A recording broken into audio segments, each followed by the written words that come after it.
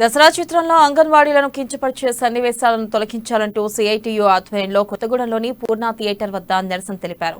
అంగన్వాడీలను కించపరిచే సన్నివేశాలను తొలగించాలని ప్లకార్డులను చేతపట్టుకుని నినాదాలు చేశారు.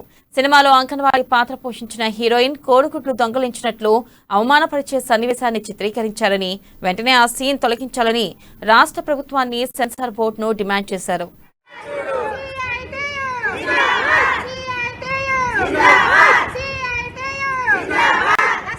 ఈ సినిమా ఒకటే కాదు, మహిళల్ని కించపరిచేటువంటి సన్నివేశాలని సెన్సార్ బోర్డు తీసేయాలి. అర్ధనగ్నంగా చూపిస్తా ఉన్నారు, మహిళల మీద సెటైర్లు వేస్తా ఉన్నారు. మగవాళ్ల కంటే ఆడవాళ్లు చాలా కింది స్థాయిలో బ్రతకాలి అనేటువంటి సన్నివేశాలు సినిమా పుట్టిన కాడ నుంచి కూడా అనేక సినిమాల్లో మహిళను ఒక ఆట వస్తువుగా చూపెట్టుతున్నటువంటి తీరు నేటి సమాజంలో కనబడతా ఉంది. ఇది బాగా ముదిరిపోయింది.